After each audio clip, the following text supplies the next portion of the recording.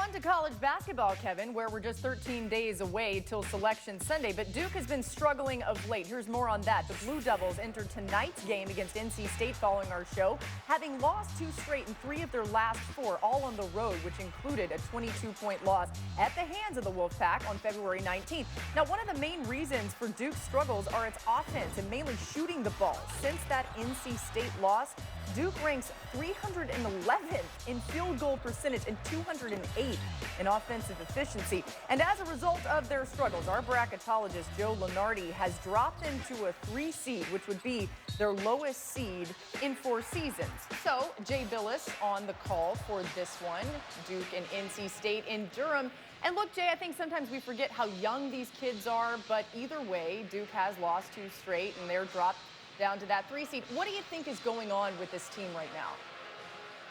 Well, Laura, it's been largely a function of execution. Execution down the stretch in games and execution of fundamental plays that they have on both ends of the floor. And that was really a focus of Mike Krzyzewski and his staff the last couple of days. It's not like the team needs to change any scheme or they need to change personnel. They just need to execute at a higher level. And they spent a good bit of time in their preparation today talking about setting proper screens and then the cutter setting up their man and using the screen, waiting for it, and then using it properly. And that sounds simplistic, but that's really what this is about, is executing the fundamental plays that they have to in order to do their jobs the right way and make one another better. And that's really going to be their focus going into this game against NC State. Jay, the ratings bonanza guys, Sean McDonough and Allison Williams will be there for NC State Duke at 7 Eastern right here on ESPN following our show. Thanks, Jay. We're inside 20 minutes away from Trey Jones and Duke. They've lost 3 of their last 4, 2 straight. Last time they lost 3 in a row. How about January of 2016? They got to turn things around as they take on NC State here, top of the hour. Trey Jones, the last 2 games, both losses, a total of 97 minutes of action. Fascinating stuff. There is Vernon Carey's. We're inside 12 minutes away from Duke tipping off against NC State here after Sports Center. Carey's just got to stay on the court. Duke has lost the last 2 games, and he has fouled out both of those games, playing a total of 47 minutes. When the last game, you know, they're coming off that double overtime loss to Wake Forest, and then they got to deal with Virginia. College Game Day, Seth Greenberg joining us. The Blue Devils, they've lost 3 of 4, stumbling into March here, as I mentioned before. We did that. We were watching it in the studio, that Wake Forest game, and one of the things you said was they should be called Ook because the D is missing. What else is their problem right now? When you think about Duke, you think about Trey Jones. He's playing a ridiculous amount of minutes right now. Played 40 again the other night against Virginia. And you think about Vernon Carey. People are making him guard and getting him out of the game. But kind of Coach K knows what he's going to get out of those 2 guys. He has no idea what he's going to get out of anyone else. And if you look, they've started 9 different starting lineups. One day, Matthew Hurt's going to play 27 minutes. Next day, he plays 9 minutes. Alex O'Connell will start. Then he doesn't play. So, you know, as a coach, you want to know when you put together a lineup, you know, what you're going to get out of each and every player. And right now, they don't have an identity. Are they a defensive team? Well, they haven't defended well. Early in the season, they were a defensive team. Offensively, they want to play for Vernon Carey, but they just don't have an identity right now. My goodness, speaking of gaudy numbers in his career, Coach K stacked them up, those W's, but he's got to snap a 2-game losing streak. Top of the hour, Duke taking on NC State. Welcome, everyone, to Big Monday, presented by Boost Mobile. You're watching the ACC on ESPN tonight from Cameron Indoor Stadium in Durham, North Carolina. The NC State Wolfpack made the 25-mile drive across the triangle to take on the 12th-ranked Duke Blue Devils. A very important game for both teams with 1 week to go in the regular season. Duke still alive in the race for the ACC regular season title right now at 13-5. Tied for 3rd with Virginia. 1 game behind in the loss column, Louisville and Florida State. And NC State part of a 5-way tie for 5th place. Sean McDonough, Jay Billis, Allison Williams in a moment. Jay, big game. Duke trying to win the conference. NC State just barely missed the tournament last year. They're trying to get into the NCAA this time around. Well, Duke's lost 3 out of 4, but really it's about execution and doing things the right way. And for NC State, they need to get the ball into the paint off the dribble. Get paint touches by attacking off the dribble and spreading this Duke defense out and make them individual defenders. Here's Allison Williams. Coach Keats, you told us you need to make sure your team comes out hungry and fired up. What was your final message about that? Well, I told them we had to play hard. We did a tremendous job in Raleigh. I think we have to come out with great energy, especially in this building. Thanks, Coach. Thank you. They played 12 days ago. His team did do a tremendous job. The Wolfpack won by 22, 88-66. Or that recent slide for Duke. Last big Monday of the season underway. Delighted to have you with us. As usual, a sellout crowd on hand. That's been the case for every game here since 1990. Lineup change tonight. Joey Baker inserted by Mike Krzyzewski for just the 3rd time this year as a starter. And an offensive foul called against the Wolfpack. C.J. Bryce, their leading scorer. It's Markel Johnson who runs the show. He was magnificent in that win over the Blue Devils in Raleigh 12 days ago, as was Devin Daniels. Johnson, Daniels, and Funderburg all had more than 20 points in that win. Vernon Carey looked like he might have gotten away with shuffling his feet. Long 3-point try wouldn't drop for Cassius Stanley. Vernon Carey getting single coverage with Manny Bates inside in the post. Devin Daniels lost it as he went down the side of the lane. Baker defended. Javin DeLaurier inside. Missed with the left and rebounded by Daniels, the transfer from Utah. Duke getting the ball in the first possession, turning it over, and then a miss by DeLaurier. Needed to go up a little bit stronger with that. And that's a 3 out of the corner for C.J. Bryce, 5th-year senior from Charlotte, averaging 13.4 per game, more than 6 rebounds per contest as well. Yeah, Bryce is the leading rebounder for this Wolfpack team, and him hitting his first shot, important for NC State because he's got to have a good game in this one.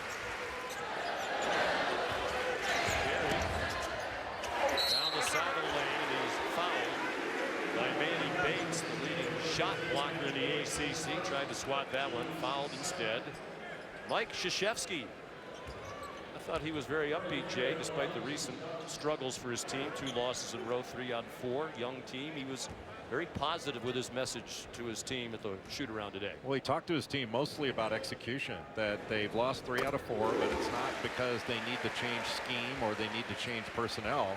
They just need to execute at a higher level and make one another better. And if you're setting a screen, set a good screen and screen on a body, don't screen air. And if you're the cutter, set up your man, wait for the screen to get there and come off it with a purpose. Couple of free throws for Vernon Carey. An improving free throw shooter as the season has gone along.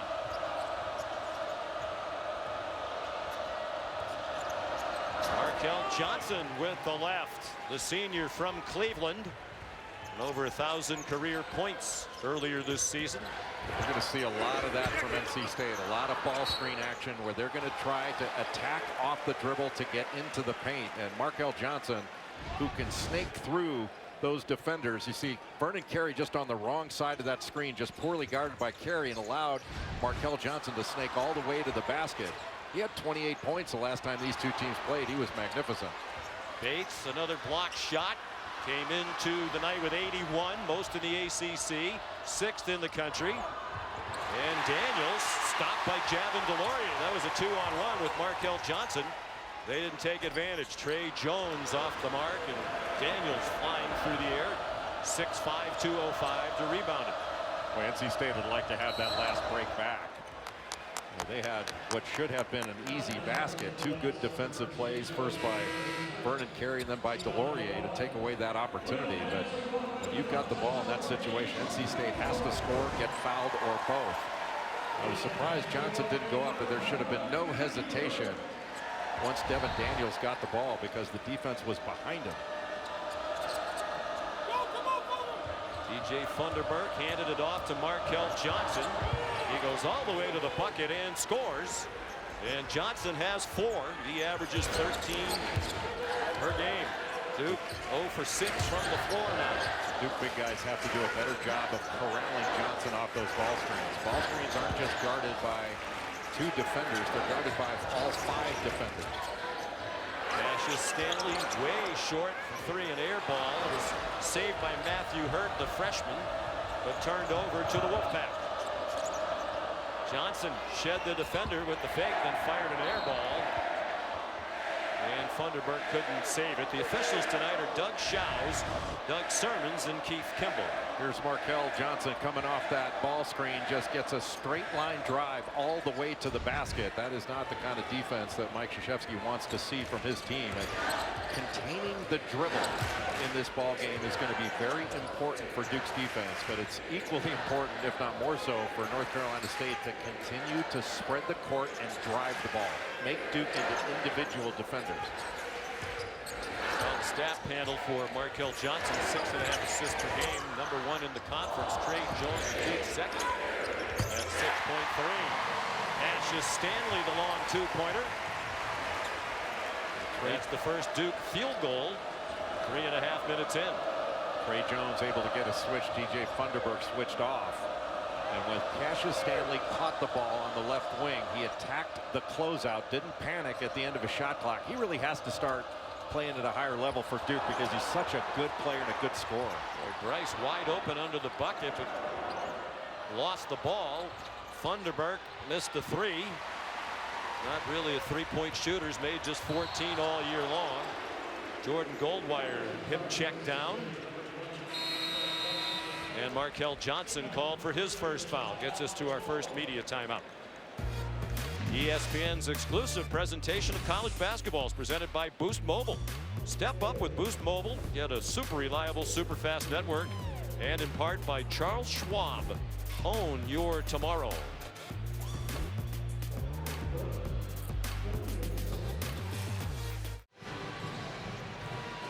As we noted, these two teams played 12 days ago in Raleigh. Game dominated from start to finish by the Wolfpack. They never trailed. Markel Johnson, career high 28. Career high 25 for Devin Daniels.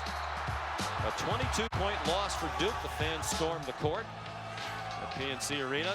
That was the biggest loss to a non-ranked opponent for Duke under Coach K. And it's an important part of the resume for NC State. Thought they might get in last year after a 9-9 finish in the ACC. Wound up in the NIT. They're 4 quad 1 wins now. Joe Lunardi has them in the first 4 out, but with a win tonight, he puts them into the field. Oddly enough, Sean, last season, the numbers for NC State, now obviously it's a different year, but the numbers were better. I mean, they were in the top 35 of the net rankings last year, but were kept out of the tournament because of their non-conference strength of schedule. It wasn't their overall resume, just this sort of non-conference idea. They had more than enough wins to get in. Yeah, they played a very weak non-conference schedule last year, and they really got hurt by that at tournament selection time. Braxton Beverly in off the bench. Excellent three-point shooter. Has been battling back problems this season. His production down from beyond the arc. Stanley deflects it out of bounds. With 11 to shoot for Kevin Keats' team, Allison.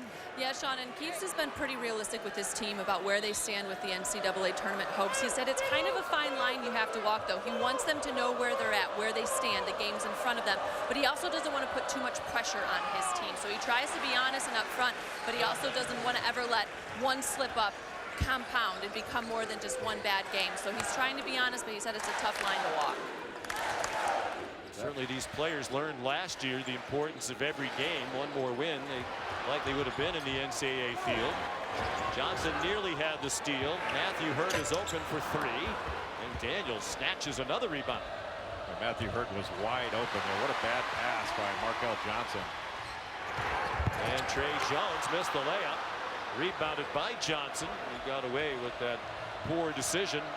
Tried to throw a long bounce pass. Boy, NC State is putting Vernon Carey in ball screens every opportunity they get. Carey hasn't handled it very well. Jericho Helms missed that shot. He's in off a big game. He had 16 to lead their team Saturday in a win over Pittsburgh. They had to rally to beat the Panthers at home. And Pitt, its 6th straight loss.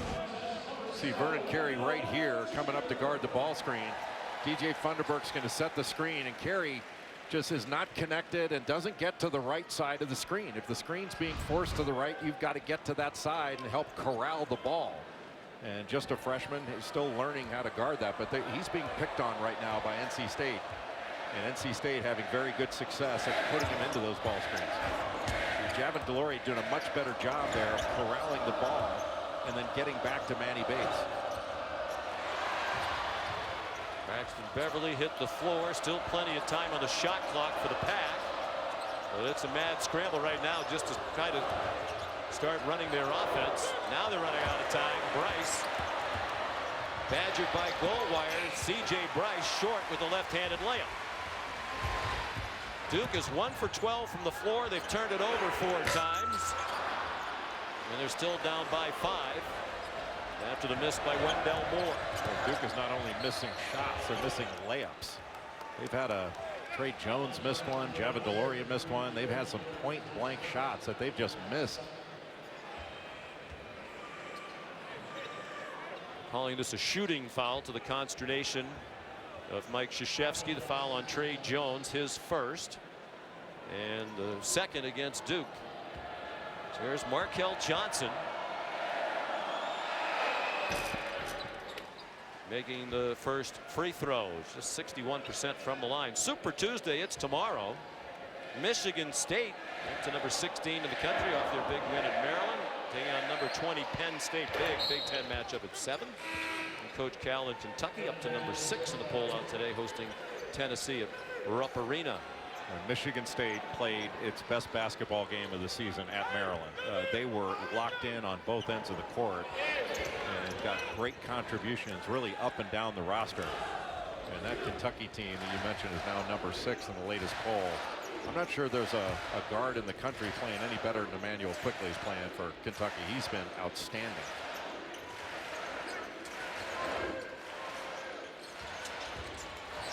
Nice spin move along the baseline by Wendell Moore. Now Matthew Hurt. He got hurt, survived the hit, scored, and he'll have a chance for a three-point play. What a terrific move by Matthew Hurt, attacking the closeout. He's such a good perimeter shooter, but if you recall, he missed his first shot from over there. Just attacks the closeout into the middle and draws Manny Bates over, goes up strong, able to complete the play. A really good play by Matthew Hurt. And a problem for an NC State team that's not very deep. That's 2 fouls on Manny Bates. Hurt finishes the three-point play. His first points of the game. Bates to the bench. With those 2 fouls, he was terrific in their win against Pitt Saturday at his first career double-double, 13 and 10, and had 5 more block shots. Helms got all the way to the rim. Both teams have missed several from close range. Trey Jones off the mark, and the long rebound down to Helms. Duke had just gone to a 1-2-1-1 three-quarter court press just so NC State couldn't walk into its offense. They wanted to slow him down at first and speed him up a little bit once they got across half court. C.J. Bryce, tough luck as that popped out and was rebounded by the senior captain Javin DeLaurier. A little surprised NC State didn't go with another ball screen there rather than just a quick shot. That's a 3 for Jordan Goldwire. His first points, much improved three-point shooter. Better than 36% this year. Last year he went 3 for 25 beyond the arc. That's 12%. Well, all alone Funderburk. Goldwire has to take that shot, Sean, because he's not guarded. I mean, they're not guarding him so they can give help in other areas, and he's got to be able to step up and make that. He did it against Florida State. He was so good against the Seminoles. At 13 points, he was 5 of 5 from the field, including knocking down a few threes. Too much lately. Almost all the scoring for Duke has come from 2 men, Carey and Jones. 5 turnovers now for Duke as Jones lost it. Daniels the response at the other end. Devin Daniels with 4. That hardly ever happens where you see Trey Jones just cough the ball up like that. He's got almost a 3-to-1 assist turnover ratio, and he's usually not at all careless, and he was on that play. DeLaurier lucky. Well, he's not lucky to get away with it. It's out of bounds. Last touch by Duke. Trey Jones catching the ball here and trying to get through 2 defenders. Braxton Beverly takes it away, and NC State scoring off its defense.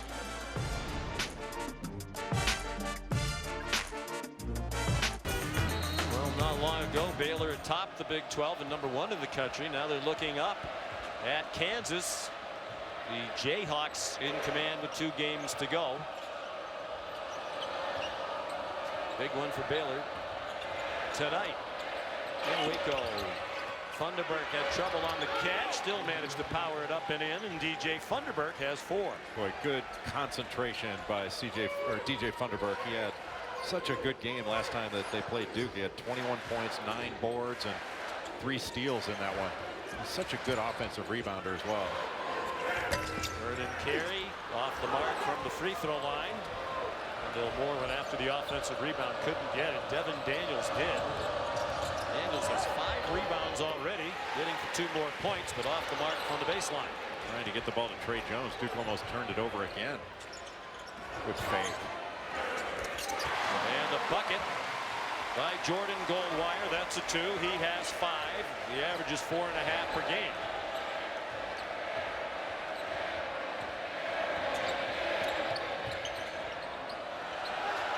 Tellums. That's a 3. Well, that's just beautiful basketball by Markel Johnson to get into the lane. He's leading the ACC in assists for the 2nd straight year. But his ability to get paint touches off the dribble, collapse the defense, and Jericho Helms was wide open for a step-in 3. And wide open for a 3 for Duke is Justin Robinson, who hasn't played much this year, has appeared in just 13 games and averaged fewer than 5 minutes per game in those appearances. His dad, the Admiral, the Hall of Famer David Robinson, here tonight, enjoyed that one. Well, Justin Robinson came in against Wake Forest, played 15 minutes at 6 points, and he's an excellent shooter. Bryce a miss from the corner, and running out was Wendell Moore. The pass over his head, 7 Duke turnovers. Sean, Kevin Keats during that last time out really pleased with his team's defense. He said, we have been great defensively. That's what's getting it done right now. Our pressure has been good, and they've done a good job of playing tendencies. He did tell his guys, though, he said, Jordan Goldwire is a great shooter. You cannot give him that much time to shoot. Kevin Keats in his 3rd year at NC State, 63 and 35. So tonight coaching his 99th game with the Wolfpack. A terrific run at UNC Wilmington. Fouls on Justin Robinson, his 1st. Markel Johnson is just having his way with Duke's ball screen defense out front. I mean, they're putting Vernon Carey into ball screens, and he is just blasting off those things, getting into the paint. And Justin Robinson had to foul him. Otherwise, it would have been an easy layup off a straight line drive. He's now 3 for 3 from the free throw line. See, refused the ball screen on that last possession. He wasn't forced into it and was able to get all the way into the paint. And as a result, Jericho Helms a wide open 3. That was a part of their win against Duke 12 days ago. They went 8 for 13 from 3, 61%. 1 out of 2 for Johnson. Danny Dixon has checked in, number 21 for NC State. Gives them some size at 6'10". Graduate transfer from UMKC. Robinson tees up another 3 and gets a wonderful bounce. Looked like might be the old Bill Raftery net ball there for a second, and it dropped through. Just hit the heel of the rim, and Jericho Helms helped off of Justin Robinson. Robinson made him pay. He's come in and given really good minutes. Johnson in the middle of the lane. Justin Robinson for Duke had made 3 3-point field goals all season long. He's had 2 here in this short stint in the first half tonight. Carey was fouled as he went spinning toward the bucket. Fouled by Danny Dixon, his 1st. Markel Johnson at halftime is going to have to clean the bottom of his shoes off because they have nothing but blue paint all over them. I mean, he is getting into the paint at will. He is such a good guard when he's locked in. Cassius Stanley rejected by Markel Johnson at 6 feet, 180 pounds. He blocks the shot. Goes up, just swipes it out of Cassius Stanley's hands. And Stanley, another great athlete. He's been a highlight film all season long. 6-inch height advantage on Johnson, and plenty of springs in those legs for Cassius Stanley, the freshman from Los Angeles. Good pass. And the 3. Well, that's just beautiful. Trey Jones, his 1st points. Just beautiful. A great read instead of the drop off into the lane. reading the help and then getting it to a wide open Trey Jones opposite. Johnson in the lane again, but this time he traveled.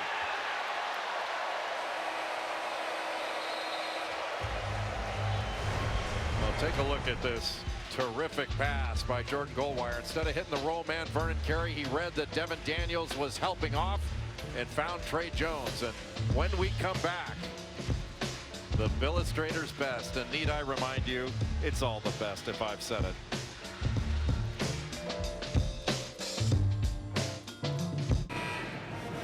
Well, Sean McDonough, after getting chastised by you for not being decisive enough and having co-players of the week every week, I have a player of the week. I made a team of the week first. Michigan State coming off wins against Iowa and that great win they had on the road at Maryland.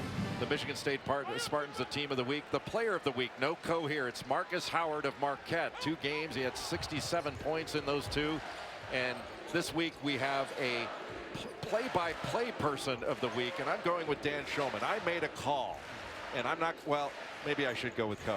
I'll go with Co this week, and the Co play-by-play person is Sean McDonough of Syracuse University, the Harvard of Central New York. I'm deeply honored. Congratulations to you. To be candid, I think Dan Shulman did have a much better week. Cassius Stanley, the hoop. Duke down by as many as 8 here in the first half. All square now at 23. I give credit to Justin Robinson for coming into the ball game, changing the tone of the game with his play. Then the Pack got close to the rim. Devin Daniels got close, couldn't score. Duke, which never led in the loss in Raleigh 12 days ago, has a chance to take the lead here. Duke able to play with a spread floor without anybody inside in the post. Robinson, a season high 8 points. But what a lift he has given this team.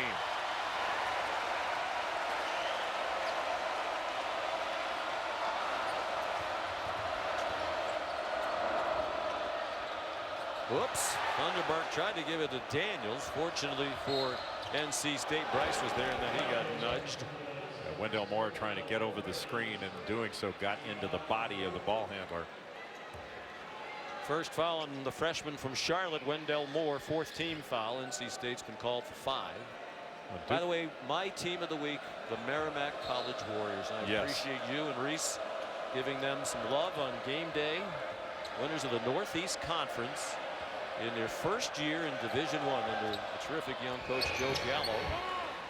That's DJ Funderburk scoring inside, and he has 6. 20 wins for them, the most ever by a team in its first year reclassifying up to Division I. They came from Division II. Yeah, congratulations to Merrimack, and NC State taking advantage of a switch, getting the ball into DJ Funderburk, who had Jordan Goldwire on him. And Duke's going to be able to switch, but so can NC State.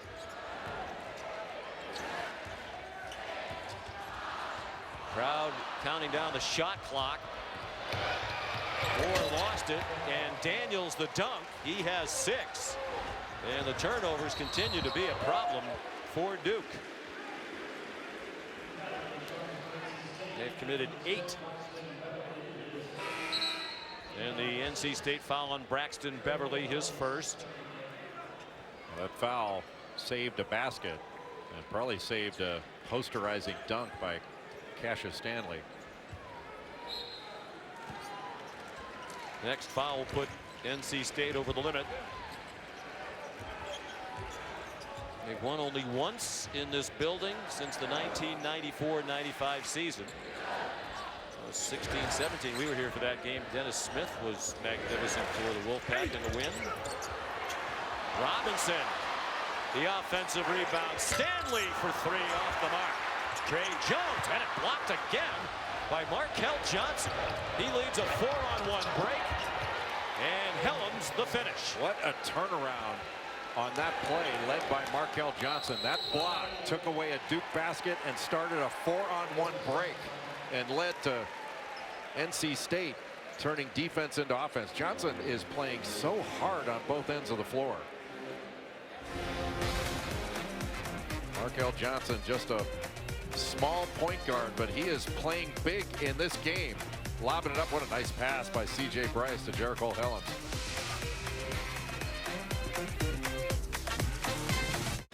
Michelin Endurance XT silicone wiper blades are engineered for extreme weather performance. With advanced Quad-Tech 4-layer coated silicone that lasts 2 times longer than other blades and endures everything you put them through. Only at Walmart. Try Target same-day delivery at your door so you can get more. More pamper. More power. More play. Target run and done. Sean McDonough, Jay Billis, Allison Williams, our producer Eric Mosley, our director Scott Johnson joins Big Monday. Veteran director, but has to be nervous. You haven't done a Big Monday in a long time. Yeah, nobody likes to get yelled at by their play-by-play guy.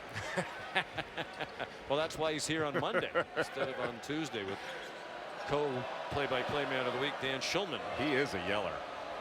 Little 2-3 zone right now for Duke, looks like, with Vernon Carey in the middle along the back line. He's back into the ball game. 2 good guard defenders out front, and Jones and Goldwire. Kevin Keats told us before the game the key was points in the paint. They've had plenty, and now they add a 3 from C.J. Bryce. Kevin Keats' team has outscored Duke in the paint 20-6. But Goldwire really dropped down so far toward the free throw line. He just gave C.J. Bryce, when he caught the ball, too much space instead of being up in him. Carey's had a quiet half, short with the right hand, and he gets called for the foul on the reach-in. I thought Carey got hit. We're a long way away, but it looked like he got hit on the arm when he went up for that shot. I thought a charge was going to be taken there. At least somebody's going to step in for it, but it looked like his arm got hit. Courageous to step in and take the charge from Vernon Carey, 6'10", 270, freshman out of Miami. That foul, his first. Kickball. Reset the shot clock to 20. And it takes us to immediate timeout. NC State on a 9-0 run. They're up by 7 in the first half.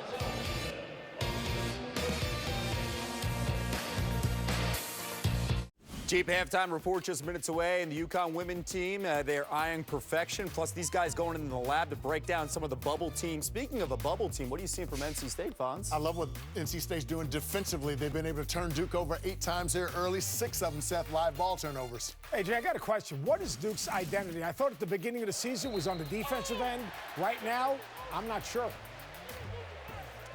I think that's a good question. I think that still is their identity, but they've obviously talked a lot about execution. And I think at this point in the season, sometimes when you have a young team, as you know, Seth, that you can get shaken a little bit. And I think right now they are a little bit shaken. You know, they certainly have been, they haven't guarded ball screens particularly well in this one, especially Vernon Carey. That's why they've gone to the zone to try to keep NC State out of the paint. But the Wolfpack has come out, and they've done overall a pretty good job, although that was not a good possession there.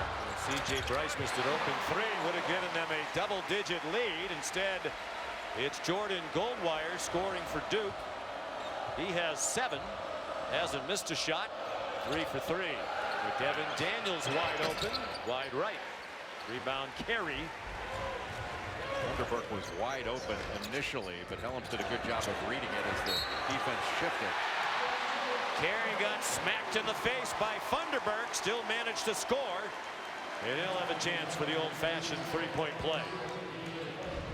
A game where Vernon Carey has really struggled, especially on the defensive end. That will perhaps help him get going. A strong move, long strides to get all the way to the bucket off one dribble. He's really had it.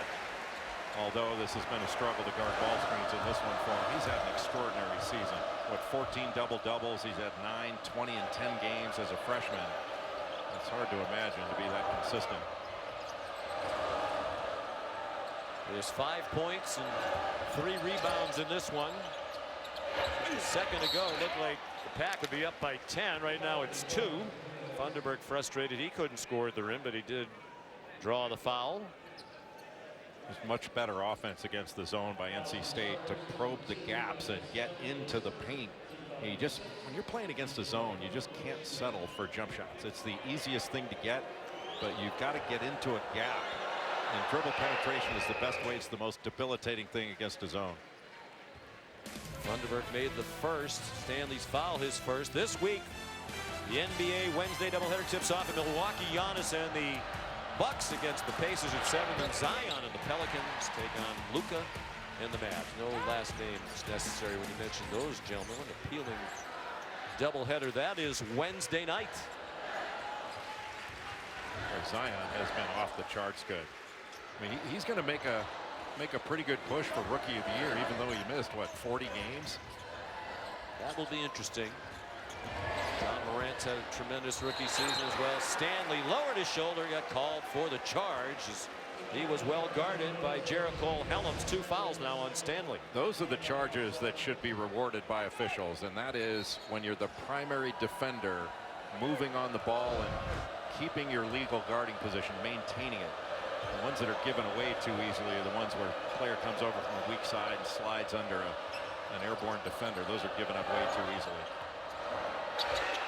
Helms was trying to throw a lob to Thunderberg. It got deflected. Bryce got fouled. Count it. Matthew Hurt the foul. And a chance for 3. Really smart play by C.J. Bryce. He kept his poise inside, realized he had Matthew Hurt on him, gave a little shot fake and got Hurt to commit, and then went up strong and completed the play. That was really the key, is the strength he had to complete that play and go to the line for a conventional 3-point play.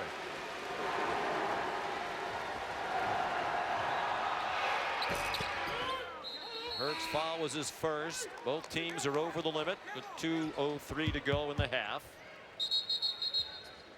C.J. Bryce never seems to get rattled. He had a stretch this season where he didn't play as well. He wasn't as aggressive, just 2-3 games.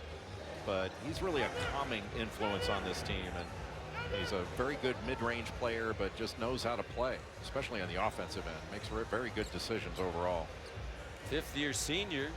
Officials at the monitor confirming the last foul, we're told. It's pretty clearly on Hurt, I believe. C.J. Bryce, 5 years in college basketball. He started at UNC Wilmington when Kevin Keats was there, then came with him to NC State. So he's played 5 years of college basketball, 5 years in college basketball, sat out 1 year as a transfer, all 5 of them with Coach Keats in 2 different places. They're trying to determine who the foul was on. Doesn't the referee that called it know who it is?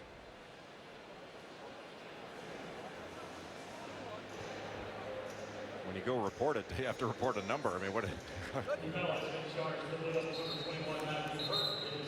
they confirmed that it's Hurt. That might be the most ridiculous monitor review use of replay so far. And you're pretty much the guy who called it. Pretty much should know who it was on. For that. Well, at least you have to. We all have to be happy that football is considering limiting the time for replay to 2 minutes. I hope they do that, because who's got that kind of time anymore? Aren't you busy enough running the entire world of college basketball that you got to solve the football problems too? It's easy to solve. They're all replay problems. Goldwire, nice rebound by Hurt. He just snatched it away from Helms, and he turned and scored. 5 points for the freshman from Rochester, Minnesota. He averages just over 10 per game. Well, and it's good for Matthew Hurt to get off to a good start in this game, because he has really struggled the last few. He's such a good offensive player, and man, can he shoot it. He didn't play at all, didn't score at all, played 9 minutes in their loss at Virginia on Saturday, 52-50. Of course, it's hard to score when you play Virginia. And especially for a freshman, going into John Paul Jones Arena and having to go against that Virginia defense, kind of like throwing a Rubik's Cube to a player and say, go ahead and solve it. Hurt picks up another foul. They do not need to go to the monitor to confirm that one. It's his second. And Robinson got a big hand as he came back in. Speaking of Virginia, how about them? They have a shot at winning the ACC regular season title. Again, they've won 6 in a row and 9 out of 10. It's really remarkable. You know, midway through the season, you're looking at them play saying we're really not very good, and they've just kept at it. And remember, Tony Bennett was talking to his team about, hey, if we fail next time, let's fail better and just continue to get better and chip away and chip away. And you know, they certainly do a good job of controlling the tempo of the game. But how about Kihei Clark? I mean, he's third in the league in assists, averaging 6 a game. And with as few possessions as Virginia has in a game, 6 assists in a Virginia game is a ton. He's a really, really good sophomore. Underberg called for his second foul. Carey now has 6 points. He's 65% from the line, but he came into tonight having made 49 of his last 63. That's 78%, and he's 4 for 4 tonight. He has really gotten better from the free throw line as the season has gone along. And we showed the standings. Be a very interesting final week, Jay, of this regular season. Florida State in command because they have 4 losses. Louisville has 4 losses, but Florida State beat Louisville twice. So if Florida State wins out, they're going to be the #1 seed. Louisville has just that 1 game left. They've played 19 as the conference has gone to 20 this year. But that's at Virginia on Saturday, which is going to be really tough. Yeah, that will be really tough. And it's certainly, my guess is that'll be another 1-possession game for Virginia. But that game that Duke just played up in Charlottesville, there were so many remarkable stats that came out of that 52-50 win by the Cavaliers. One, Duke wound up shooting 30% overall in that game, still an opportunity to win. But Vernon Carey and Trey Jones combined for 12 of 25 from the field. Those 2 players. The rest of the Duke team went 6 of 34. And then Jay Huff, he had such a great game. 15 points, 9 rebounds. He had 10 block shots. Almost wound up with a triple-double. 7 points for Carey. NC State has led virtually throughout this first half. Leads by 2 with under a minute to go. Thought they might try to big come road win here to enhance their NCAA tournament resume. Thought they might try to go 2 for 1. Markel Johnson's pass got turned over, and Wendell Moore scores in transition to tie it again. That's his first basket. A poor execution by NC State, but a terrific job defensively in that 2-3 zone. This 2-3 zone has helped keep NC State out of the paint. They were cutting Duke up with their ball screens. And Andre on the floor for NC State. Hasn't played much lately with an injured ankle. Duke now with a chance for the lead at the half. Moore. Apparently he got fouled. The outside official, Keith Kimball, who made the call. Pat Andre called for his first foul. Wendell Moore able to split those 2 defenders. And it looked like Andre, at least with his fingertips, got his fingertips on the ball. His arm may have come down on the arm. I think that's a bad call. Unless he had his left arm in the back. But that's a bad call and made by an official who had the worst view of it. We had a great replay from that end zone camera there. You could see the official's view. 3 points for Moore. He averaged 7.5 per game. See if Duke presses up here to try to make it difficult for NC State to get the ball down court.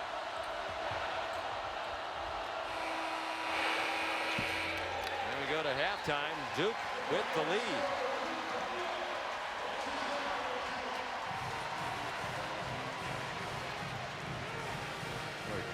Justin Robinson and Jordan Goldwire, 2 quote-unquote role players. Robinson coming in off the bench having 8 points in the first half. Goldwire with 7. Here's Allison Williams with Kevin Keats. Coach Keats, you emphasized how important it was to get the ball inside. How difficult has that become with them going to that zone? Well, it haven't been difficult. We've just settled for some shots. We've got some great shots. We made some great shots. I didn't like the way we turned the ball over at the end of the half. What did you guys do defensively on the other end, though, to turn them over? I thought our guys were great. We were active. We took away all driving lanes, and so we did some good things in the first half, but we didn't close the half off the way we needed to. Gotcha. Thanks, Kevin. His team shot 50% for the half, still trails by 2. 38-36 as we send you back to Kevin in the studio. Here's the halftime report. Sean, thank you so much. Jeep halftime report here in the studio. Kevin LaFonso Ellis alongside Seth Greenberg as well. You know, Seth Greenberg called this game a couple of weeks ago with NC State knocking off Duke at home by 22 points. And now Duke closing out that first half on an 8-0 run to take the lead. What's similar when you look at Duke's defense in that first half to what you saw a few weeks ago? The first 16 minutes, it was exactly the same. Their inability to contain Markel Johnson off that high ball screen. He gets in the lane, he scores it, he gets in the lane, kicks it out, 9 points, 4 assists. They had no ability to keep him out of the lane. When you get a guy like that and he gets in the lane, all of a sudden, now you've got passing lanes and you can get to the offensive glass. But in the last 4 minutes, Coach K goes to that 2-3 zone. NC State settled a little bit. It took away dribble penetration, and that's been the difference in the game. Yeah, and then on Duke's side, you know, we've been talking about Vernon Carey and Trey Jones, Seth, needing the supporting cast. The supporting cast tonight has 28 of the total 36 Duke points. That's been a revelation for the Blue Devils. Keep this in mind, too. Joe Lenardi says a win tonight puts the Wolfpack back into the conversation as the last team in ahead of Cincinnati on that line. We'll see how this plays out. This halftime report is presented by Jeep. There's only one.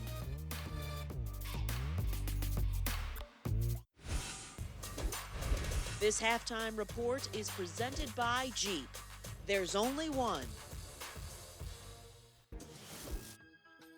Justin Robinson, perfect from the floor. 8 points to lead Duke. They're up by 2, second half again as they host NC State. This has been the Jeep halftime report.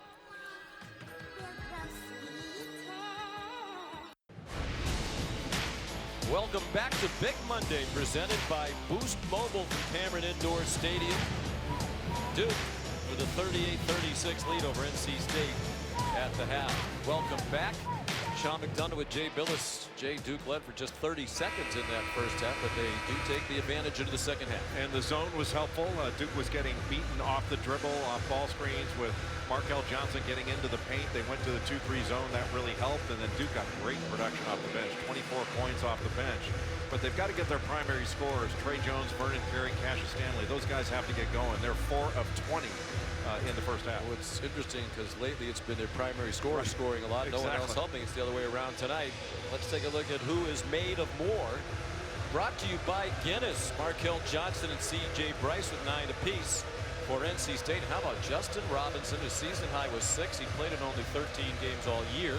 He had made only 3 threes. He made 2 in that half. Allison Williams, what say you? Hey there, Sean. I spoke with assistant coach Chris Carrawell at the half, and he echoed exactly what Jay said. They had to go to that 2-3 zone because they were getting carved up with the ball screens. He said Markel Johnson is just such a good guard and really attacked us after Vernon Carey kind of caught out of position in those ball screens. So that helped them a lot. And then offensively, they were able to put that run together because they started to move the ball and work to get open and take good shots. He said we took so many bad shots early that played right into NC State's hand. We did much better with that later in the half. Good start to this half for the Wolfpack. Devin Daniels the bucket. He has 8, and they are tied at 38. Jordan Goldwire out there with Trey Jones, Matthew Hurt, Vernon Carey, and this is Cassius Stanley. Jones, little floater, wouldn't go. Ripped out of the air by DJ Funderburg. And Duke in the second half, to Allison Williams' point, came out again in the 2-3 zone. They're not going, at least initially, back to the man-to-man. Bad turnover by Johnson. And the lay-in by Hurt. Unselfish pass by Goldwire to set up the bucket for Duke. Back up by 2. NC State, after the turnover, not getting back in transition. One thing NC State has to do better in this second half, they have got to rebound. There should have been a foul on Goldwire. He grabbed the back of the jersey of Funderburg. It is a foul on Goldwire, his first. Just a lazy pass against the 2-3 zone, and just not as much of a sense of urgency to get back as you need to. I think some of the NC State big guys are probably saying, oh, Duke's going to score, no need to go down. But after they made 2 passes, you got to be able to catch up in that amount of time, get down the floor. I think if you're an NC State fan, Markel Johnson probably frustrates you from time to time. A nice floater by Devin Daniels. He has 10. You know, Coach K said to us this morning, when Johnson's on, he's as good as anybody. But sometimes it just doesn't seem like he's on, and a lot of times it seems the decision-making is an issue. Yeah, he has been a good passer throughout his entire career. But in the first game, he was an aggressive scorer. That 28-point performance he put on was one of the great guard performances in the league. And he really has to be aggressive in finding openings, but especially against this zone, Sean, to your point, He's got to be aggressive in getting into gaps, making 2 defenders play 1, and then making the right decision on getting that pass out. That was the 3rd foul on Manny Bates, so he has been a non-factor tonight because of the foul difficulty. Got 2 very quickly in the first half. Played 5 minutes in the opening half. Tough fadeaway by Cassius Stanley wouldn't go. And a good rebound by C.J. Bryce, their top rebounder at 6'5". Devin Daniels. Boy, the more you watch him play, the more you're impressed, aren't you? Devin Daniels transferred from Utah after 1 very good season there. And he's had his best games against the best teams. I mean, you already mentioned his 25.9 rebound performance against Duke and Raleigh, and he had 16 and 9, or excuse me, 18 and 9 if I remember, against Florida State. I mean, those are the 2 of the best teams in the league to put up those kind of numbers. As a result, he was the ACC Player of the Week last Monday. He missed 2, but C.J. Bryce got the rebound, then he missed the shorty. Carey lays it in. He's got to get going. He has to play well. He's such a good scorer. And got off to a rough start in this one. He was picked on the defensive end. But with this 2-3 zone, he can be a little bit more protected. But he's so good when he gets the ball on the move. And he's much more difficult for NC State to double team. Markel Johnson misses a 3. Long rebound to Jones. Break opportunity for Duke. He's going to charge right at Helms and score. Oh, what a beautiful finish by Trey Jones. Those are not easy plays to finish. This is Duke's largest lead. Funderburk tips in the miss from Helms. And that's one of the difficulties. Tough to get blockout responsibilities in the zone. And Funderburk, one of the best offensive rebounders in the country, just under 3 offensive boards per game, just tipped that one in. And nobody kept him from getting to the front of the rim. Vernon Carey goes to try to block the shot. That took him out of the play, and then he was wound up near half court. But Trey Jones, just a beautiful left-handed finish. And you know, you have to, when you're a guard now, you've got to have a runner, a floater, and you've got to have the ability to finish creatively oversized. And Trey Jones, one of the best in the country at that, and on the list of finalists for the Naismith Basketball Hall of Fame for the Bob Cousy Award. As the best point guard in the country, he's also one of the 10 semifinalists for the National Defensive Player of the Year. Nice passing. Funderburk got hit. Great ball movement. It was Helms at the free throw line who dumped it down low. And didn't hesitate for 1 second to get that ball to DJ Funderburk. Made a really good cut. That's a great catch with the right hand. Just turned and found Funderburk cutting to the basket in between 2 defenders. That's a heck of a pass by Jericho Helms. Foul on Delorier, his first. Funderburk made the first free throw.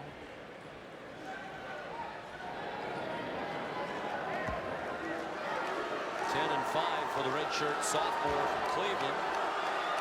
The Hargrave Military Academy of Virginia, place where Kevin Keats was the head coach for a long time. Won a couple of national prep championships there.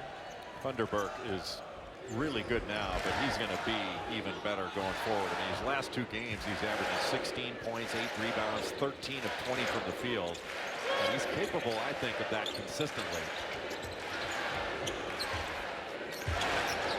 6th time this game has been tied with 16:20 to go here in Durham. And it's thrown away by Goldwire. He was not on the same page with Cassius Stanley. And Coach K's team has turned it over 11 times now. That's just where Jordan Goldwire needs to come to a jump stop.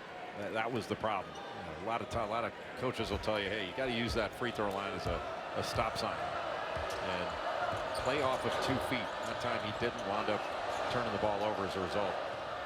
Braxton Beverly back in the game for the Wolfpack. Helms from the elbow, nicely done. He's very comfortable in that spot. It's just excellent ball movement, Sean. I mean, they did a good job of getting the ball inside, kicking it back out, then reversing it, and then got it into the middle of Jericho Helms, and he just turned and he can make that shot with ease. Whoever's in the middle has to be able to make that shot and also put the ball in the deck and make a play. Strong drive, and then Wendell Moore missed the short shot, and then Johnson lost it out of bounds. That's 8 NC State turnovers. When we come back, Allison will tell you about the hustling Duke team managers. Hardest working people in show business.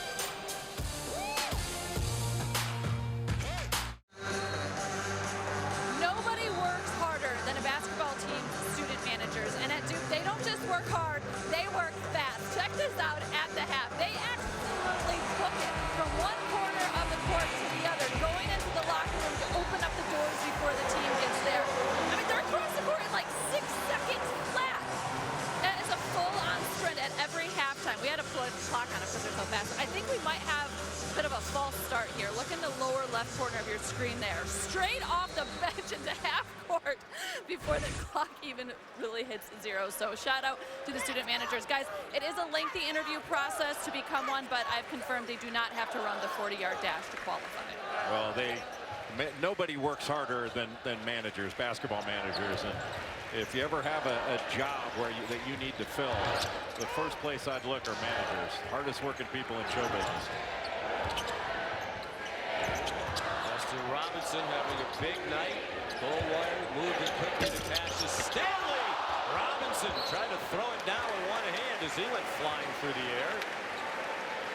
But Justin Robinson has given Duke a huge lift in this game. His activity level, nobody boxed out, and he almost had a tip slam there.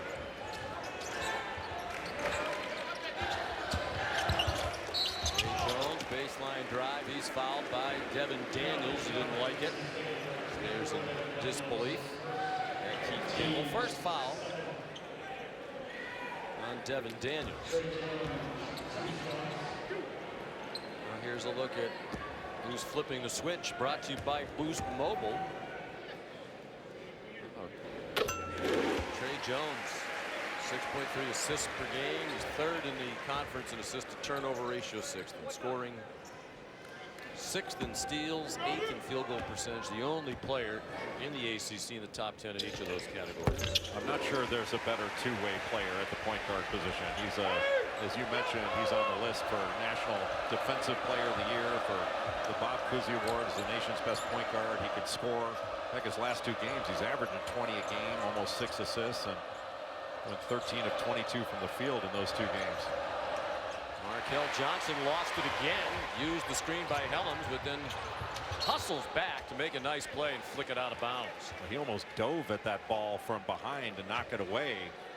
Well, the ball was between Cassius Stanley, his hand, and the floor. He knocked it right out of his hands with his right hand. Boy, what a tremendous play in transition defensively by Markel Johnson. I mentioned the frustration with the inconsistency. 6 turnovers for Johnson already tonight, and 14.5 to go. Good job by Helms to stay down on that fake by Trey Jones. A really good job of staying in front. Now the 8 to shoot for the Blue Devils. It's Trey Jones for 3. Excellent job by Goldwire. His penetration, he drew Braxton Beverly off of Trey Jones, and Jones is able to knock that shot down. That's 16 straight games in double figures for Trey Jones. Robinson a rebound off the miss. It's been 1 and out for NC State. They've not gotten any offensive rebounds in this game. Nice move. Wendell Moore, the bucket. He has 6. Duke by 5. This is the largest lead of the night for Duke, and a Kevin Keats timeout.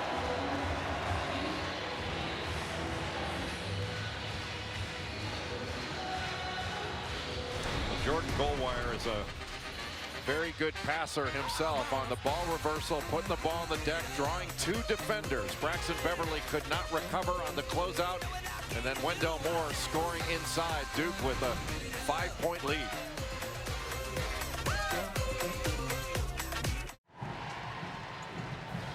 Here's a look at tonight's Wendy's Wooden Watch. We're down to 20 late season candidates for the John R. Wooden Award as the top player in the country. Duke has 2 of them, Trey Jones and Vernon Carey, both having a good night tonight. Duke one of only 3 schools with 2 players on the watch list. Kansas with Azubuike and Dotson, and Maryland with Cowan and Jalen Smith. Who's your front runner right now? Who do you give it to? That's Braxton Beverly out of the corner with a 3. I wouldn't give it to Braxton. He's had a good shot, but I wouldn't give him the trophy.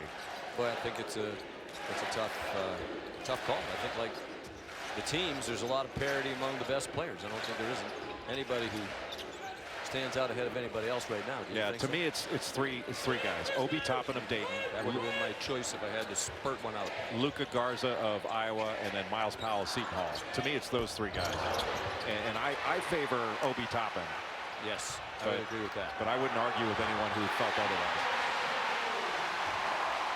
Cassius Stanley, the bucket. He has 6. Duke by 4. Now you're going to be in Dayton. I'm told that game day is going to be in Dayton this Saturday. I will be there, and then I'm hopping on a plane and coming here for Duke, Carolina that night. That's at 6 p.m. Saturday. Stanley the swat. Goldwire trying to go all the way, and he did.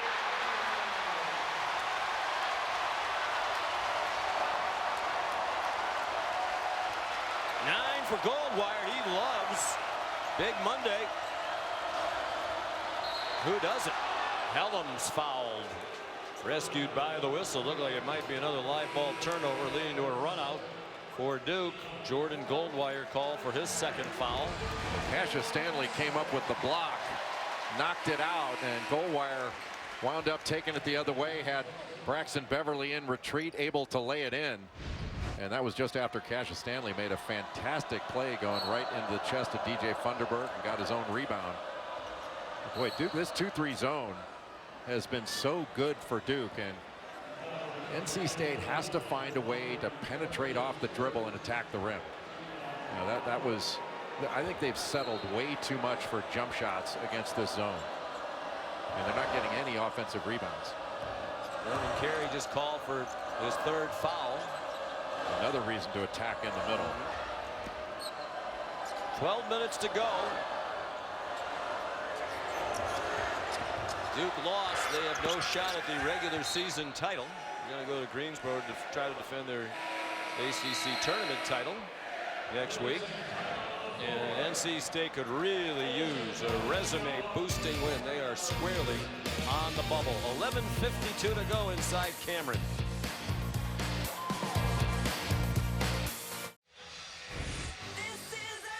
Kevin Keats and NC State trying to beat Coach K's Duke Blue Devils for the 2nd time in 12 days.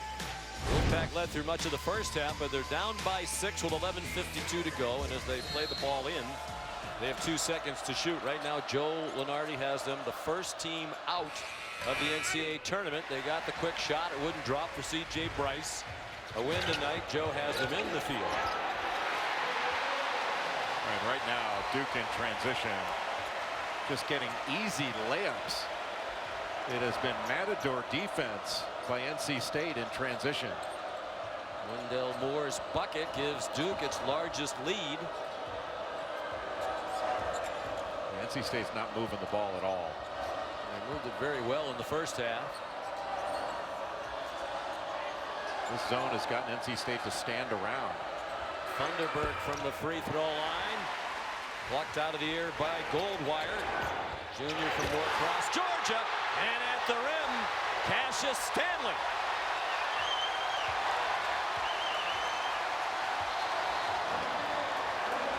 And another timeout. Called by NC State. 15-3. And within that, it's 8-0.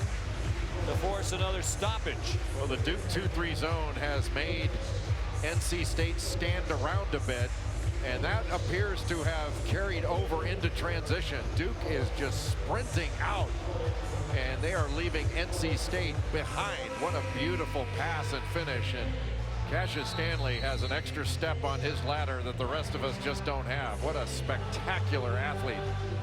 But this is just really poor defense, just reaching in and nobody moved their feet, and Wendell Moore able to get all the way to the basket. He's not much more open in layup lines than he was right there, and Kevin Keats can't be very happy with how the offense has carried over more to the defensive end rather than vice versa.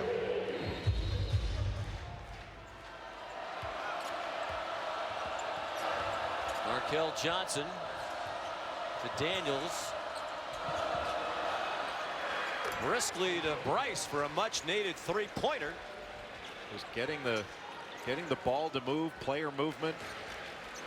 And just a fantastic pass out of the middle to a wide open C.J. Bryce. That was just really well done out of the timeout. 12 points for Bryce. He leads all scorers in this game. Balanced scoring on both sides. And Beverly commits the foul. He'll make Cassius Stanley earn the 2 at the line. Well, that was a smart play by Stanley. He knew that Beverly couldn't guard him off the dribble and just took him right to the basket. 2 fouls on Beverly. Saturday, a Big 12 ACC doubleheader with the conference tournaments right around the corner. Number 1 Kansas takes on Texas Tech in Lubbock at 2. Then North Carolina and Duke. Saturday at 6. Both games on ESPN and the app. It'd be hard to match the classic that they had when they played in Chapel Hill earlier this season. You were there for that one, as you said. That's one of those rivalries that always lives up to the hype. It always delivers. And North Carolina looked like North Carolina of old with the way they played up at Syracuse. Knocked shots down. And I'm not sure that many big men around the country have played better this season than Garrison Brooks has played. Boy, Thunderbird. Kevin Keats thought he was fouled. Took him a while to get back up. Stanley back up and down after a dunk.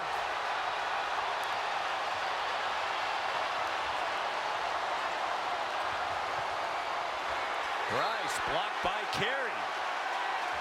That finish by Cassius Stanley. That ball was behind him and caught it with the right hand. That was reminiscent of the pass Bobby Hurley threw to Grant Hill against Kansas in the '91 title game. Just a spectacular finish by Cassius Stanley.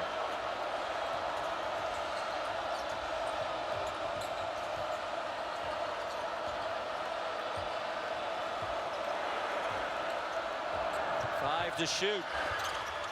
Daniels underneath the bucket. Nicely done, and he's fouled.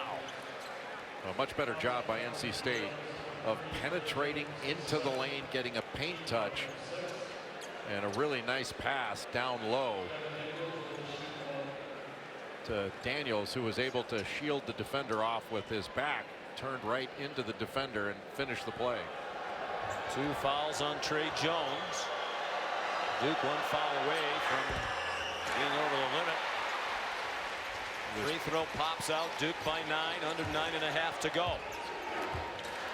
There's plenty of time left in this game for NC State to mount a comeback, but they've got to do a better job of getting stops. Carey really wants the ball.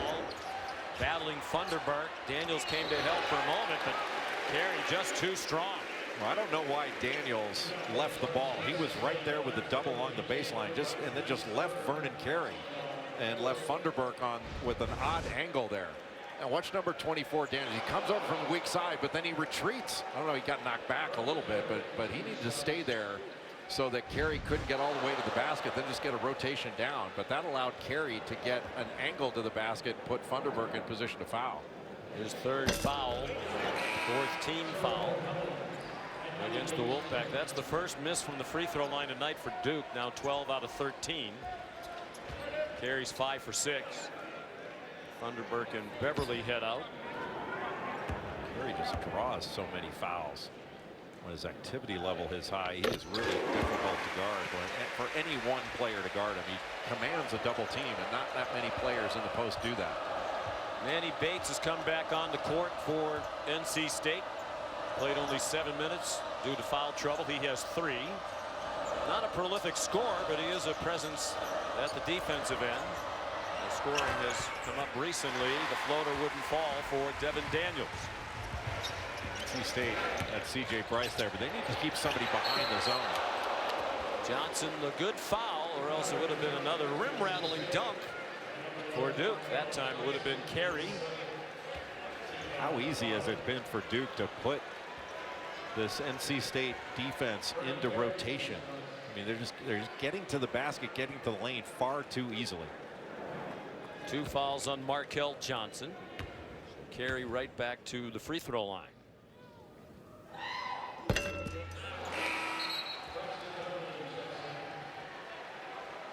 Is 14 double-doubles this year, as Jay said earlier. That's as many as Zion Williamson had in his one season as a freshman here last year.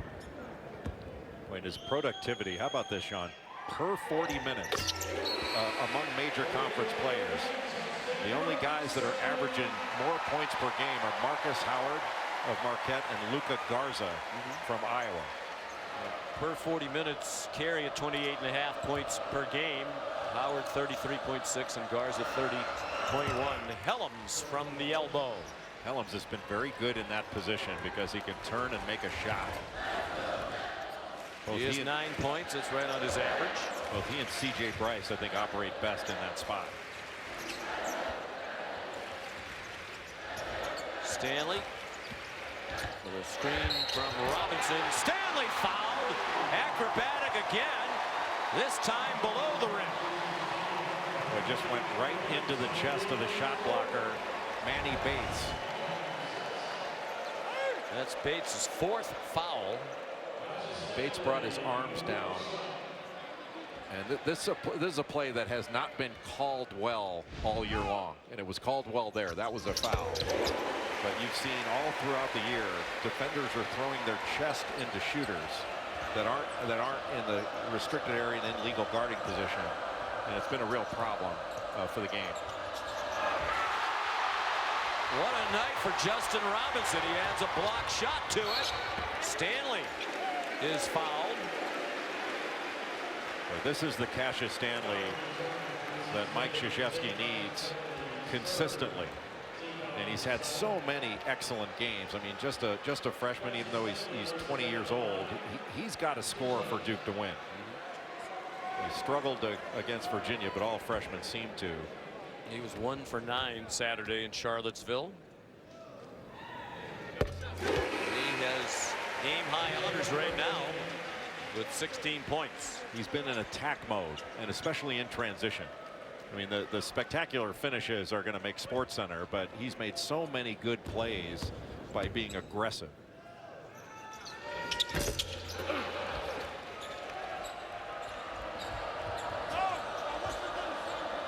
8 minutes to go. And it's slipping away from NC State. Now down by 13. Helms, that's been his spot tonight. Unlucky there as that popped out. Nice tip by Robinson. Out to Wendell Moore. Good fake by Robinson. And the pass to Goldwire right at Funderburk. And scored over the 6'10" DJ Funderburk.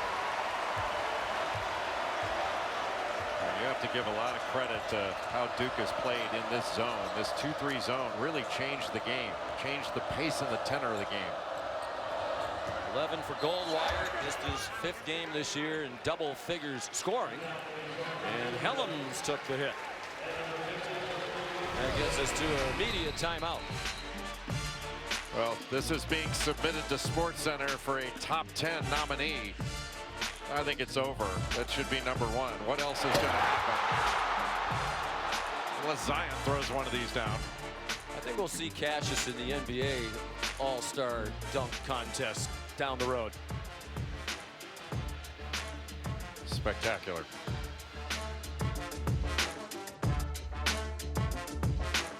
Back in studio, how about this? Megan Walker and UConn, they finished their regular season tenure in the American with a perfect 118-0 record. Next up is the Big East. Average margin of victory, 41 points. They win by 41. That's just not right. I mean, that's just something wrong with that. Sean Jay, I would say that qualifies as domination, because you would say great success. Great success. Was compared to bad success. Was that redundant said again? Redundancy department.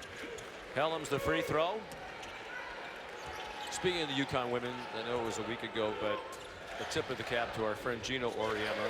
I thought all the speakers were tremendous at the Kobe and Gianna Bryant Memorial, but Gino Oriema in particular stood out for me. Yes, absolutely. Tremendously well done. Everybody, as you said, Sabrina Ionescu of Oregon was just spectacular as well. Vernon Carey faces up and scores. Going to have to rip down some rebounds in a hurry to get his 15th double-double of the season. He has 6 rebounds to go with 13 points. Well, NC State had gone to a little 1-2-2 half-court zone, and right now Duke is in a rhythm, but it's a rhythm they established. You always talk about rhythm with offense, but Duke established a defensive rhythm and disrupted the rhythm of NC State with that 2-3 zone. Rhythm is a dancer, that's what we're told. In song. Aha. And the autumn wind is a pirate. Kind of glad it's the last big one. There's Vernon Carey with a dunk. He's up to 15 points. He's just a force. And Vernon Carey is going to be first team All ACC. I think his teammate Trey Jones will be as well. And then you have to think that Jordan Wara will be first team All ACC, and Devin Vassell of Florida State. It'll be interesting to see who the last, the 5th member of first team All ACC will be. That's going to be a really tough call. So if you go with Wara, Carey, Jones, Vassell, which is what I would do, and say those 4 are locks. The 5th position, John Mooney. John Mooney of Notre Dame would be right there. Mamadi Diakite of Virginia would have to be there. Virginia playing so well to get into the top 4 of the ACC. Garrison Brooks of North Carolina has to be in the mix there too, along. And I would think Elijah Hughes of Syracuse would be there too. Again, you co-players of the week every week. No, I'm saying the first in the 3 mix. letters of co-players, COP, cop out. You can only have 5. I know you don't like to disappoint people. I said those 4 are being considered for the last spot. Now you said Mooney right away. Right. I'm not sure it's quite that simple. I spit it out. Yes, you did. You did. But Mooney's a great. I mean, Mooney's leading the league in rebounding and. Double machine.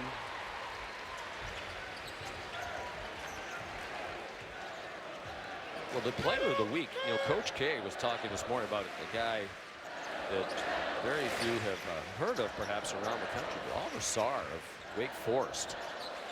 Yeah, and especially this last week. I mean, Olivier Sarr is the ACC player of the week. Olivier, that's what I meant. I haven't even heard of him. That's the problem. Beautiful drive by C.J. Bryce. Is Olivier, what do you know about him? Because Coach K was raving about him during the visit.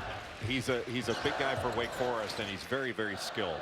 Long-armed, athletic, and really like Danny Manning does such a great job coaching big guys, and Sarr continues to get better and better. And he's an excellent basketball player. That's playing his very best right now. Wake Forest could be dangerous in Greensboro. They're playing better lately. What a ridiculously good pass by Vernon Carey. The setup. Stanley, who now is 18. My goodness. Sarr, by the way, last week averaged 27.5 and 12 in their wins over Duke and Notre Dame. 2-game winning streak for the Demon Deacons. That's what made him player of the week in the ACC. It should have been co-player. Yes, or tri-player. They could have found a few other people to pair with him. I don't see why you're so quick to cut others out. Well, I think you just like to make people happy. Helms has 12 points, 4 minutes to go. Here you were named co-play-by-play person of the week, and now you're cutting everybody else out of the party. Trey Jones, the miss. Foul on the rebounding action on Helms. His first. And a timeout. Duke on the way to ending this brief 2-game losing streak. ESPN's exclusive presentation of college basketball is presented by Boost Mobile. Step up with Boost Mobile. Get a super reliable, super fast network.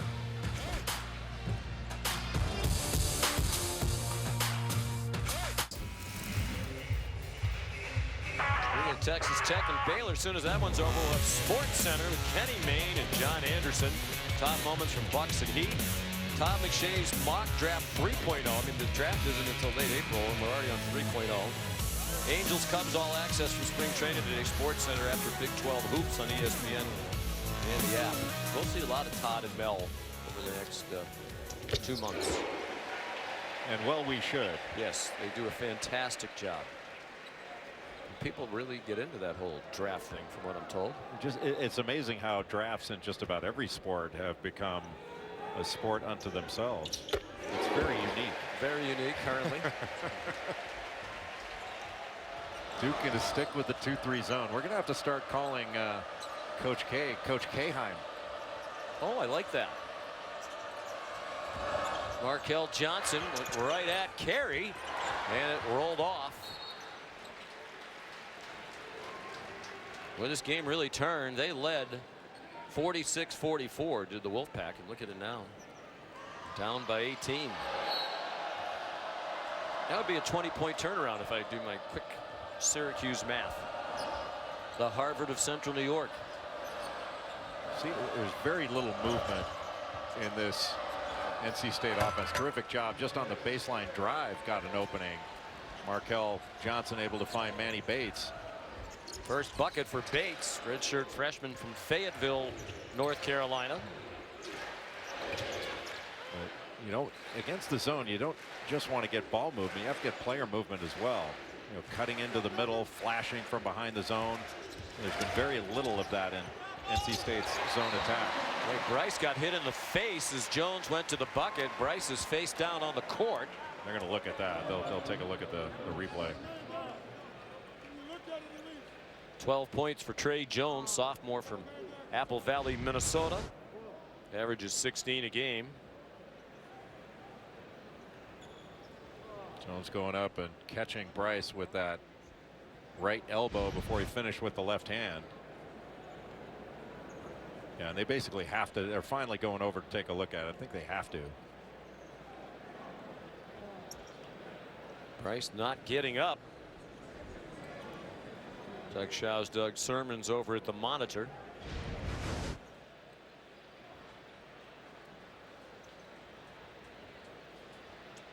Inadvertent, but it still hurts. Really what the referees look at is, were the arms more up than out in a situation like that? Same way you would with a rip through. And doesn't look like it's going to be anything more. There'll be any sort of flagrant attached to it. Well, he has a bloody nose, it seems.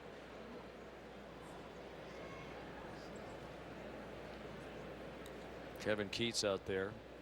Boy, he's a likable guy. One of those great guy. People every time we get to visit with Kevin Keats. It's a pleasant experience. He's doing a nice job here at NC State. He's still smarting a little bit from Allison Williams beating him in ping pong, I think. Understandably so. He did not have great success in the ping pong match. If I remember right, Allison can double check me on this, but I think he referred to himself as the Virginia of ping pong. That he's not an aggressive ping pong player, he's more of a defensive player. Is that right, yes, Allison? Nothing fancy, just solid sound, very reliant on his defense. I was told if I work on my backhand, I had a sniffing chance. Yeah, you were very sneaky by saying that you couldn't play, and then you just sort of dominated him early. He took it easy on me, let's be honest.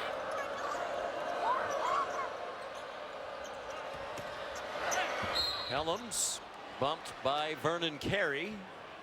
His fourth foul. Both teams are in the bonus. 2:40 to go. Duke comfortably on top. Back around their average. They average 83 points per game. That's even after scoring just 50 at Virginia Saturday. 5 players in double figures for Duke. Helms in double figures now for NC State.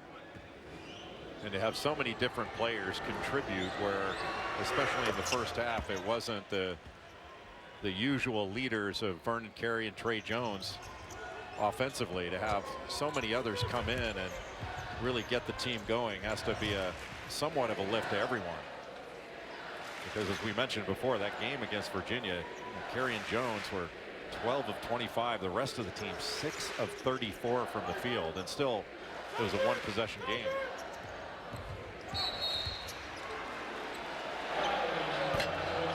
Manny Bates fouls out in 11 minutes of action. 2 points, 1 block shot, 1 rebound for the redshirt senior. Who certainly looks like he's going to be a force in this conference in upcoming years. So here are the standings, and it looks like Duke's about to get to 14-5. Matter of fact, ESPN News is projecting Duke as the winner of this contest. So they'll go to 14-5, keep their hopes to win the regular season title alive. They have just North Carolina left here Saturday night, 6 p.m. on ESPN. Louisville has just 1 game left, but it's a very tough one at Virginia. It's Florida State, as we said, in command of its own destiny. Louisville and Florida State, the only teams with 4 losses. Virginia and Duke have 5. And Florida State owns the tiebreaker with Louisville. They beat them twice. So if the Noles win at Notre Dame and at home in Tallahassee Saturday against Boston College, they will be the #1 seed. Win the regular season ACC for the first time. They've won a tournament title in the ACC. Staying on all of our malapropisms in the game today, especially mine. How can you control your own destiny when destiny is predetermined? That's another. Did I say that? I'm going to take that out of the arsenal. I'd have to think about that. Yeah, you made a joke about very unique. We were talking during the commercial. And the professor used to say there are no degrees of uniqueness. Something is either unique or it isn't. Well, my wife was an English major and gets on me about saying it's a very unique atmosphere or something like that. She always tells me there's no gradations to unique. It's either unique or it's not. And she's right. I try not to say that. You said that, not me. But you said great success. I used to say that when I announced baseball games on Sunday, as compared to what, bad success? Isn't success at least good or great? You can positive. You can have limited success. Right. But you have bad success. But I didn't say bad success. No. But great success would be redundant. That's the only point we're making, right? I think.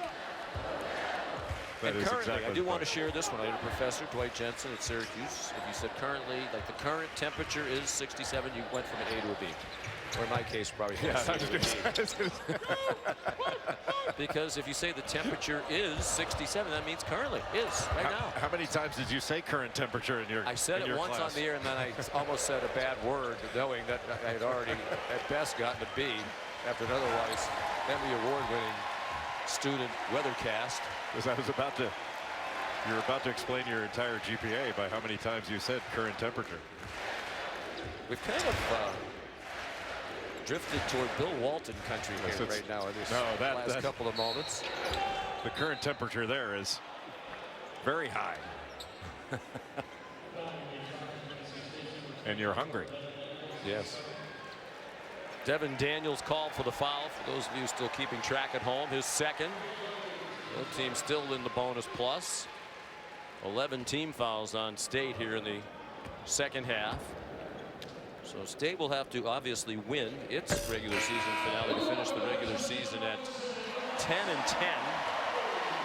Big hand for Robinson as he comes in and Vernon Carey goes out. And a great bounce back second half for Vernon Carey. He had some difficulties in the first half guarding ball screens, but he shook it off and had a really, really good second half. He leaves with 17.7 rebounds. Cassius Stanley leading all scorers with 18 points, 14 of those in the second half as Duke pulled away. So Duke with the win will go to 24-6.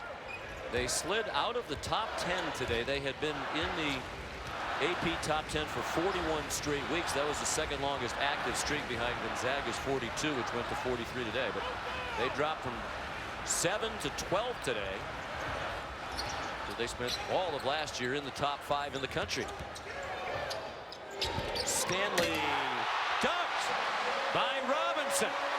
He has 10, his career highs 13, with his proud dad in attendance here in Durham tonight. Well, fitting that should happen. Justin Robinson has been a big part of this team with his leadership and how he has mentored younger players. And for him to come in and have this, it was vital when he came in that somebody give the team a lift, and Robinson was the one that did it.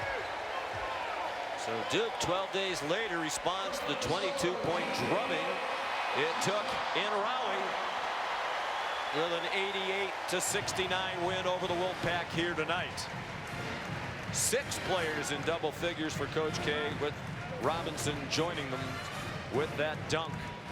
So 14-5 for Duke, still alive for the #1 seed, regular season title, with 1 game to go against North Carolina here on Saturday.